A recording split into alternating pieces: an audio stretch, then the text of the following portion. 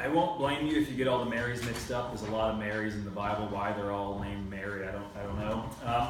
Jesus' mother gets the most press, as she deserves. I mean, she is his mom. But Mary Magdalene is filled with the most mystery, the most intrigue, both in the Bible and all through Hollywood. In that process, far too often, that Mary, the truth gets overlooked. The truth gets traded for sensationalism and gossip. And far too often, the real point that God is trying to make through this woman gets overlooked by rumors, innuendo, accusations. Has that ever happened to you, or is that only like a teenage girl thing? It's happened to me. Someone doesn't see you for the real you, and they make up their own mind, and they tell their own stories, and they wrap their own sense of reality around you, and then it takes a life of its own, and other people believe that. With Mary Magdalene here, let's wipe away all that nonsense, and I want to get down to the best we can of who she really was, why she mattered to Jesus, and how she might matter to us more. Unfortunately, we don't know a lot for sure. We don't know it really a lot. But the thing about her being a wealthy widow, that's about the best that we can guess about her past based on some little hints in Scripture. And when she meets Jesus, we know that her life was changed. And we know that she followed him, and she served beside him, and she learned from him and supported the other disciples, even financially. We know she was there at the crucifixion and at the burial and at the resurrection. She shared her witness to the world. And with just those things, the things that we can know the best right there, follow, serve, learn, support, witness, love, what a great model of faith. Can we just be like Mary? That could be a great way just to be church. She's such a great model of faith, and that gets so overlooked. But be like Mary. We could stop right there, except I love to dig a little deeper. I love to get behind that obvious truth. That's just who I am, and I wonder what else has been overlooked. So what else can we figure out? Her second name, Magdalene, is probably the best hint we have about who she was. It doesn't work in English very often. Like if you wondered, who is Hansen? His last name is Wendlandt. Well, that's German for soil turner, so he must be a gardener. Fact or scat? It's fact, but it's really bad logic. I mean, I happen to be a gardener, but not because of my last name. But in ancient times, a lot of the ancient languages, their names really did say something about the person. So maybe we can do something with that. So in Aramaic, the common language that Jesus spoke, that's not the language the Bible was generally written in, but the language people spoke, the word Magdala means, anyone know? It's tower. T-O-W-E-R. So maybe she was tall. You know, we have long, tall Sally. We have long, tall Mary over here. Maybe. Or maybe she came from kind of an elevated position in life. She was wealthy or important or high class. It's possible she was a woman of means, so maybe she was just high class, and so they called her kind of in the towers, ivory tower. Or less likely, but kind of funny, there is a line, just one little line, in a Jewish commentary from a couple hundred years after the Bible. People were so interested in the Bible, they started writing about what they thought things meant.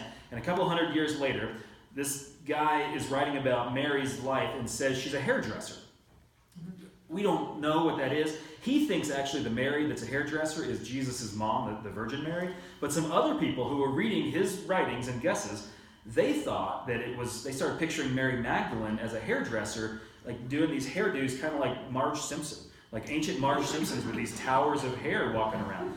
If you ever think that religion gets too serious, just think back to how these people did their religion. So they thought that Mary was a hairdresser, one of the Marys.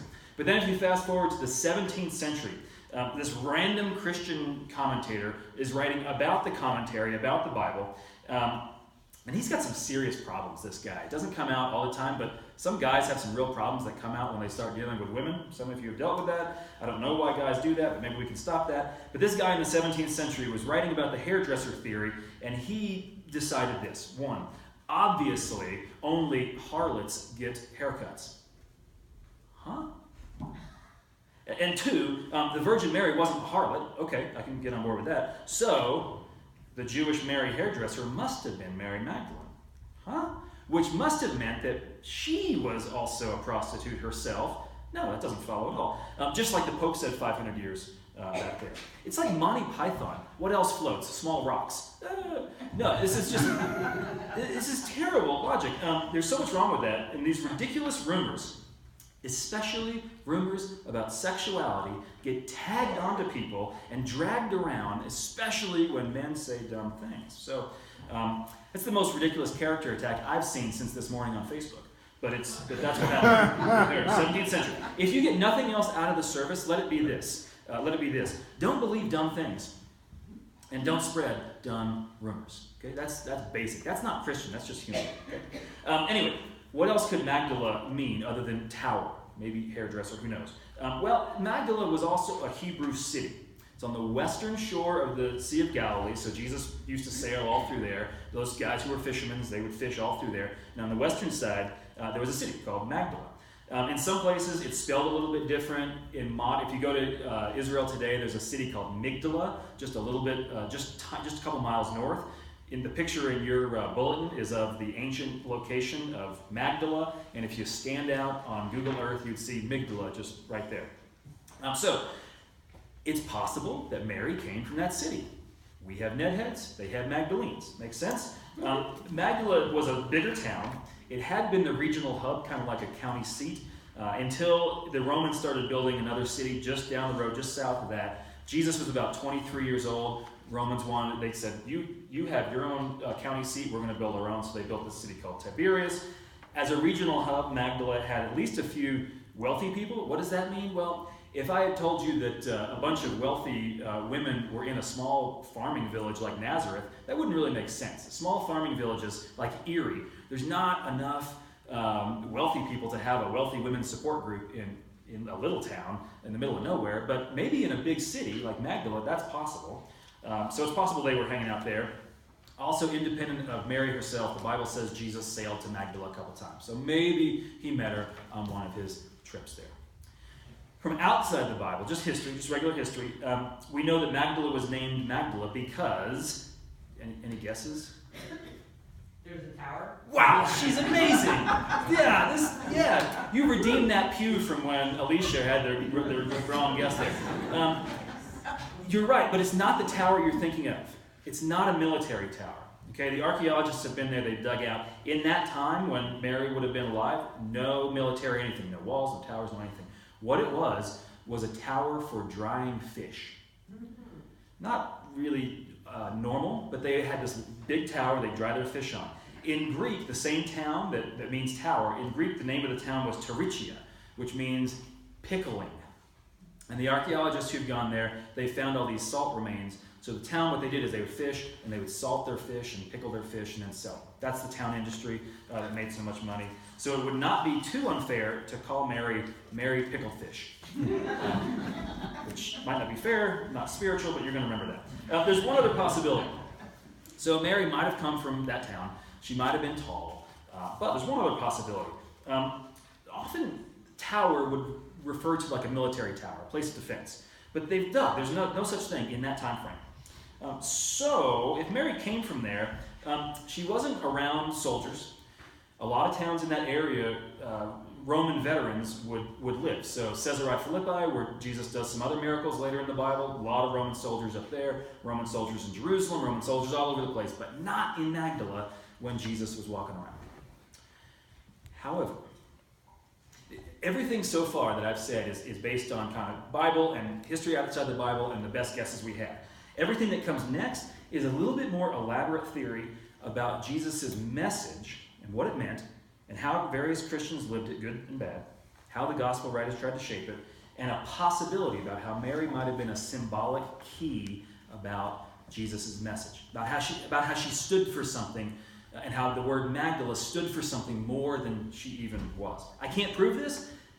I don't even know if I believe what I'm going to say next, but this is one of these theories out there about who Mary was. Not about her being a prostitute or married to Jesus or any of that nonsense. If you don't believe it, if you think it's hogwash, fine. If it is meaningful to you and inspirational for your faith, great.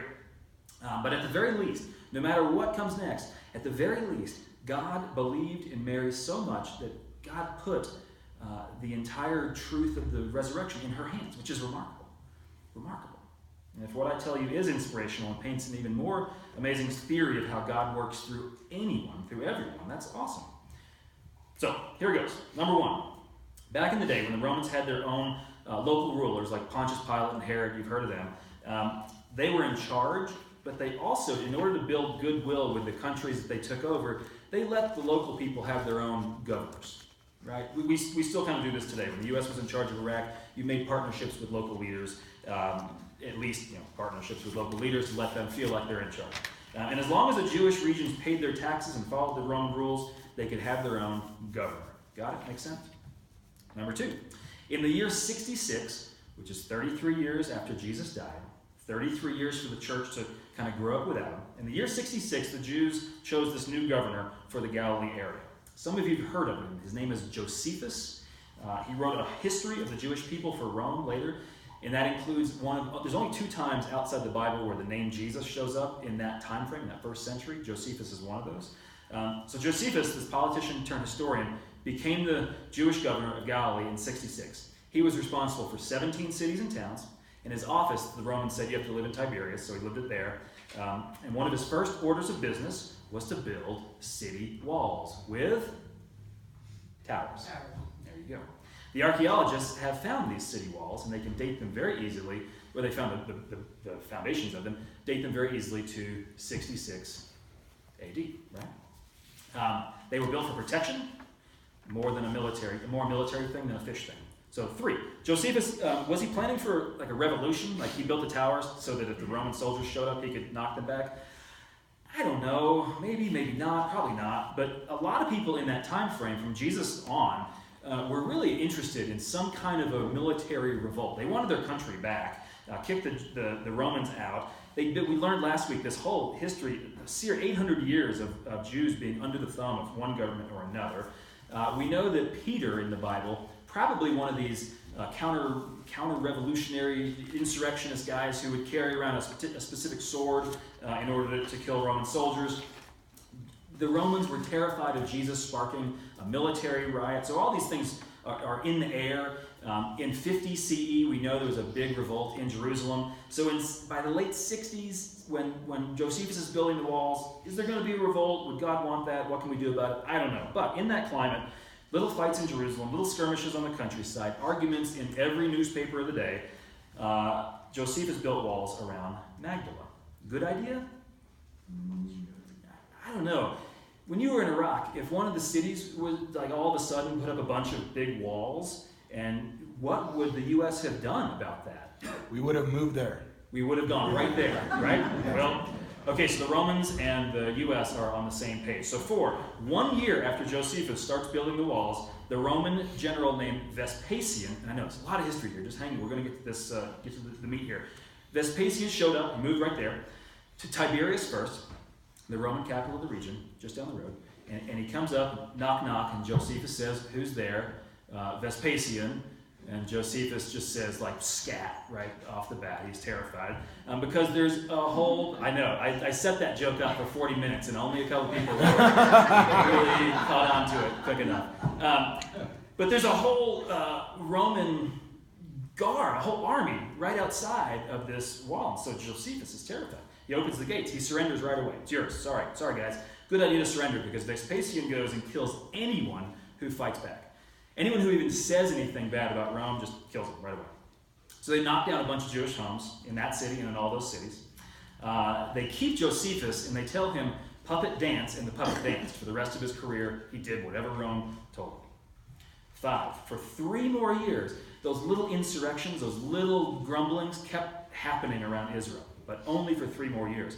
Because Rome, in 70, took that big army, tripled it, sent it to Jerusalem, and knocked the temple down.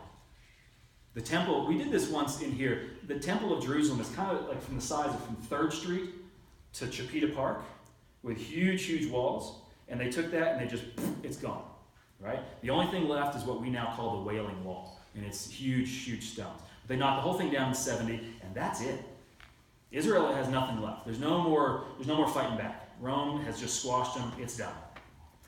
6, right then, around 70, the time that they are facing the most oppression in Israel proper, during this time when the revolution is squashed, is precisely the time when Mark and Matthew are published, and maybe Luke.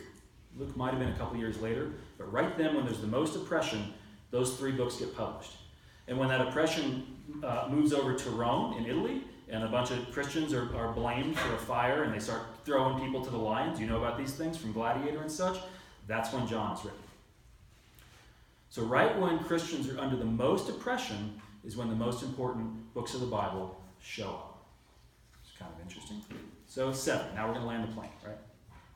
What if, and this is all that history said for this possibility, what if Mary got her nickname Magdala, not because she was tall, not because she lived in that town, but what if she had always been just Mary, this awesome example of faith, and when the early church needed an inspiration the most, the gospel writers gave her a new nickname? What if she had been a great example of faith, and because she was the first witness of the resurrection, the first witness of something that had been dead, rising up again, the gospel writers said, she's going to be the symbol for what gets knocked down, gets to be raised up. Other than the destruction of the temple, the next most offensive thing that the Romans did is they took Magdala, the regional county seat, and they kicked out all the Jews, all of them gone, and they turned it into a luxury resort for Romans. It's right on the, look at your picture there. You're right on a lake. It's beautiful. A lot of us want to go to the beach. They got a beach there. It's beautiful. Kicked out everyone, put in rich Roman people. And what if the gospel writers, 40 years after Jesus lived, 40 years after he pointed to her and said, do things like Mary, 40 years after he had given Simon a nickname, because all through the Bible, people get nicknames when things change, 40 years after changing what the cross meant, because this symbol of destruction can be redeemed, what if the early church said, wouldn't it be a really Jesus-y thing to do to make a woman carry the hopes of a real revolution of the heart rather than guys with swords? Wouldn't it be a Jesus-y thing to do to show people who had hoped for a big military revolution and they were hurt at the loss of Magdala? Wouldn't it be a Jesus-y thing to do to layer onto a woman who is sensitive, who serves, who loves, and say she carries good news of new life? If that doesn't make sense, let me give you one thought experiment to maybe get you on board with this. Imagine, and you can close your eyes to imagine, David always does, you can do this too. Imagine in Syria, a couple of years ago. You've seen the pictures. This family, regular family, they lose everything.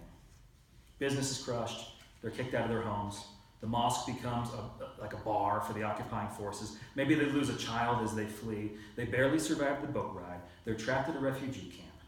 There is nothing to do, there's no one to love, there's no hopes in their hearts, there's no hopes in their neighbors' hearts. And imagine that woman gets pregnant, and they are terrified. Nothing could be more fearful at this. And mom barely makes it through labor because there's not much health care there. They have the baby, and the dad holds on to her and names the child Aleppo. And their neighbors think that's crazy, maybe sacrilegious. But imagine the remarkable faith it would take on that family's part to give their child that kind of a name. What would it say about those parents to face so much loss and to know that violence continues to rage and to make something beautiful out of something broken?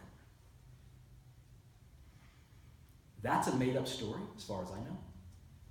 And the idea of the gospel writers trying to give Mary that new nickname, just a theory. Is it true? Is it fact? Is it scat? I don't know. But either way, I think it carries real hope for peace in turmoil. I think it carries hope for the church to hold on to love when the world crashes down around us. I think it asks us to be perseverant, for Christians to be like Mary even in the worst times. It sends a message to take the ruins of our lives and to build something more inspiring. And that message sounds a heck of a lot like the good news that Mary saw at the resurrection. May it be so, and amen. Amen.